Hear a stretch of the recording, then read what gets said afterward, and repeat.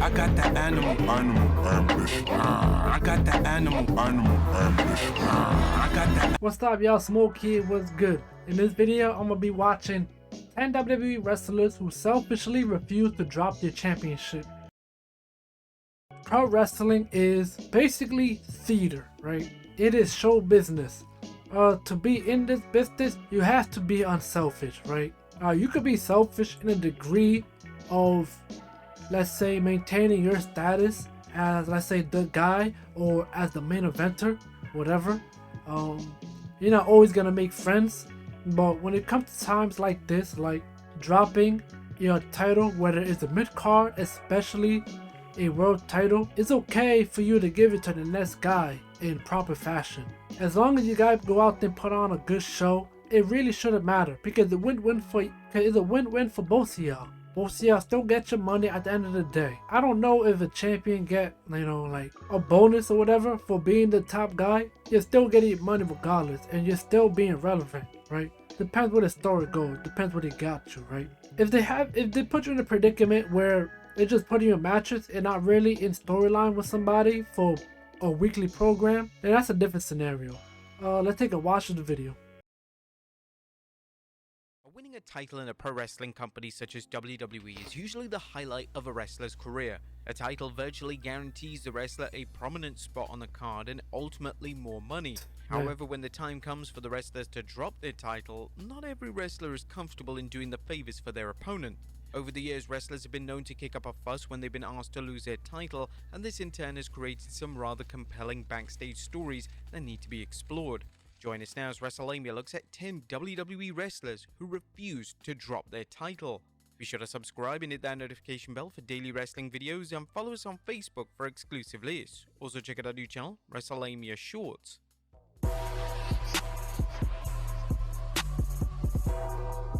Number 10. Hulk Hogan. In 1993, WWE were ready to crown Bret Hart as the new face of the company. Hart, as well as being insanely over with the crowd, was arguably the best wrestler on the planet, and he was a perfect face of the new generation era in WWE.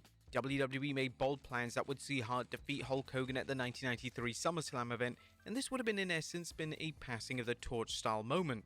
As we all know, Hogan loved to use his backstage power and politic his way in and out of situations, so Hogan decided he had... When I was making that talk, that was the first thing that come to my mind when he came out and beat Yokozuna for the WWE title. Surely Yokozuna won it. I'm like, man, I didn't want to pause it, but I seen that, I was like, ugh. He had no to use his backstage power and politic his way in and out of situations, so Hogan decided he had no interest in putting over Hart and dropping the title to him, so the match never took place. Hart discussed Hogan's refusal to drop the top prize in the company to him in his autobiography, and this is what the legend had to say. "You told me at WrestleMania 9 that you'd be happy to return the favor, and as I understand it, now you don't want to even work with me, you won't put me over, and I'm not in your league." Hogan stood there speechless, so I carried on. "Well, you're right, you're not in my league. On behalf of myself, my family, and most of the boys in the dressing room, you can go F yourself." Damn. Number 9. Sable. During Sable's I run as the respect face that. of the women's division during the Attitude Era, she was reportedly disliked backstage by a number of talent. One of the reasons that she was disliked was because she refused to do business when the time came, and this extended to outright refusing to drop the women's title to Luna Vachon. According to reports, WWE had planned for Sable to drop the title to Luna several times on WWE television, but this never happened due to Sable's consistent protesting, and according to TV tropes, Sable would sometimes claim that she had misplaced the title and didn't even have it with her at shows. Number 8. Chyna. Chyna spent the didn't even have it with... Wait, let me see it. There were plans to make Luna the women's champion, which happened to be made while Sable was champion, and Sable repeatedly refused to drop the belt to Vacon, whatever her name is. Luna also was meant to have another title match against Sable at St. Valentine's Day Massacre in 1999, but it was cancelled after Luna got suspended for fighting backstage. They're at shows. Damn. Number 8. Chyna. Chyna spent the majority of her WWE career wrestling men such as Chris Jericho and Jeff Jarrett. Bro, was a body when like Chyna that, entered man? the women's division in 2001, it was a true game changer. It was a welcome move as China mixing it up with female wrestlers was something fans were pushing for, but when the time came for China to drop a women's title, she decided to act in a completely unprofessional manner. China was supposed to have a feature-length feud with Lita, and this would have climaxed with China dropping the title to the popular star. However, China had no desire to drop the title to Lita, and soon after their match at the 2001 Judgment Day pay-per-view, she would depart the company, rendering the women's title vacant. Number 7. John Cena. Multi-time WWE champion John Cena has been well known to flex his backstage power, and Cena did this in a huge way back in 2010. When Jack Swagger won the Money in the Bank briefcase at WrestleMania 26, I remember this. initial creative plans called for Swagger to cash in on Cena, who was WWE champion at the time. Cena, upon hearing these plans, said absolutely not and outright refused to put over Swagger. Speaking on Talk Is Jericho, this is what Swagger had to say about Cena's refusal. The night before Swagger's cash-in on Jericho, I teased it on Raw when I would almost hit Cena with a briefcase. I snuck up on him, and then we had one of his brilliant promo segments. Later come find out, he refused to do the job for me for the World Championship, but we won't talk about that. As Swagger mentioned in the interview, he would eventually cash in successfully on Jericho, and the common consensus from fans was that Swagger wasn't remotely ready for a world title reign. So in hindsight, Cena probably made the right call. Number 6. Yeah, I was just about to say that. He, after seeing what happened with that world title, Cena absolutely made the right call. And when Jack Swagger was ECW champion, because ECW is essentially NXT, he did a good run with the ECW title. It fails in comparison to the world title, but I mean to a degree, I should say, because the mid-card title, you're not gonna have that much time, talking about you're that champ, this and that, you're that guy, right? If you're compared to if you were the ECW champ, considering that was the only title, right?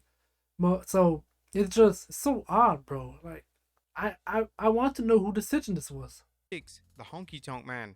When Vince McMahon asked the Honky Tonk Man to drop the Intercontinental title to Macho Man Randy Savage, the Honky Tonk Man flat out refused to comply. It was believed that he didn't have a personal issue with Savage. The issue was that the loss would have been on Saturday night's main event, and he believed that losing a title in this match watched by millions would have hurt his bargaining power if he wanted to work elsewhere. Honky Tonk Man would discuss his decision during an interview with Wrestling Inc., and it makes for a fascinating insight into the mind of a pro wrestler. It wasn't really about dropping the title. I said, no, I'm not going to do this on television. You want to do it, I'll do it anywhere else. I'm not doing it in front of 35 million people. I had to protect my business too. My business, of course, was the Honky Tonk Man because I would have taken it to Turner.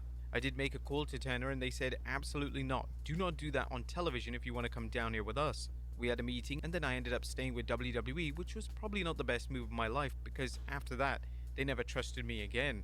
Damn. Number 5. Rey Mysterio. That's tough. For the most part, Rey Mysterio has had a tremendous reputation for being one of the most professional wrestlers in the locker room. However,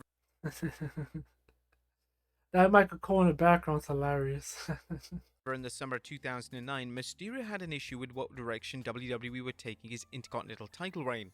WWE wanted Mysterio to drop the title to Dolph Ziggler, but Mysterio refused, mainly due to the fact that he was promised a featured and lengthy reign with the title.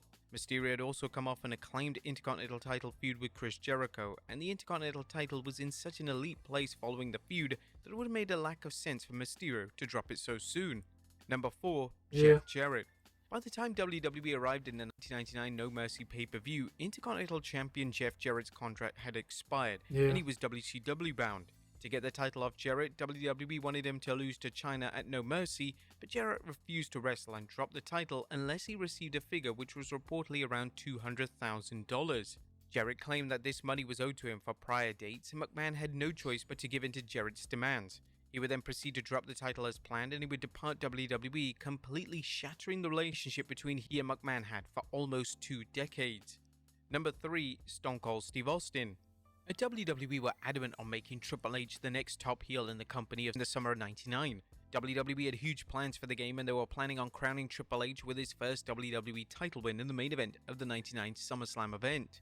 Triple H would take on Stone Cold Steve Austin and Mankind in a triple threat match. Austin wasn't comfortable with the idea of dropping the title to Triple H on pay-per-view. It was rumored that Austin didn't think that Triple H was over enough to become champion, and judging by the consensus of online message boards and forums at the time, there were a considerable amount of fans who agreed with him. To keep Austin happy, WWE came up with a new plan which saw Mankind win the WWE title, and then the game would defeat Mankind just 24 hours later on Raw to become champion. Austin and Triple H would go on to work together in the months following SummerSlam, and it was clear that Austin came around to the idea that Triple H was that damn good, as he would put him over on a number of occasions, including the main event of the 1999 No Mercy pay-per-view. Number 2. Shawn Michaels. Shawn Michaels' problematic behavior in the 90s is well documented, and Mr. WrestleMania refused to drop his title on several different occasions. Wow. One of the most infamous times he refused to do the favors for a fellow wrestler was during his reign as Intercontinental Champion. According to Dean Douglas, the plan was for HBK to drop the Intercontinental title to him in Your House 4, but Douglas admitted that HBK had an issue with him and believed he was not at his level. This was infamously around the time period that HBK had a legitimate fight with a Marine and was reportedly unable to compete. Fast forward to HBK's reign as WWE Champion in 1996, and WWE were getting set to crown Vader as the new WWE Champion. It looked like this wasn't going to go down at the annual Survivor Series. However, HBK wasn't happy with Vader's in-ring work, so he subsequently squashed Vader's push and he refused to drop the title to him. Instead, WWE went with a Psycho Sid WWE title victory, and Vader was removed from the main event scene indefinitely. And number 1, Bret Hart. Survivor Series 1997 is without a doubt the most infamous pay-per-view in WWE history. The event is well known for the Montreal Screwjob, which saw kayfabe disintegrate as Vince McMahon screwed Bret Hart out of the WWE title just before he was leaving for WCW. The reason why the Screwjob went down was because Hart refused to drop the title to Shawn Michaels in Canada. Hart was somewhat willing to drop the title, but he insisted that the loss took place within the US. This wasn't good enough for McMahon, who implemented the Screwjob to take the title away from Hart. Fans are split on Hart's rationale for refusing to drop the title. On one hand, dropping the title to your arch nemesis in Canada of all places would have been detrimental to Hart's character, yet there are some fans who firmly believe that Hart should have put over HBK on the way out of the door. But there you have it, folks. Yeah, it was a cool vid, and after watching this vid, it makes sense, and I like it. I respect it. Like that Bret Hart situation, with the screw job. He didn't. If it was anywhere else, he would drop the title. But in his hometown, nah, no way. We can't do that. You know what I mean? It's only right, you know.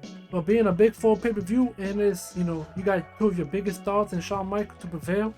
I don't know what kind of thing, like story that Vince McMahon was cooking up. It did seem pretty good, and Shawn was going to win it. You win it in the enemy's home turf. But Bret Hart's like, nah. But Vince called it anyway. You know, Bret screwed Bret, you know, for years. I'm like, damn, that's wild. That John Cena one, Jack Swagger wasn't ready. That probably was John Cena mentality, not entirely sure. But if it was, I respect it. As you can clearly see what happened the following months as world champion. Thank you guys for watching. Peace, I'm out.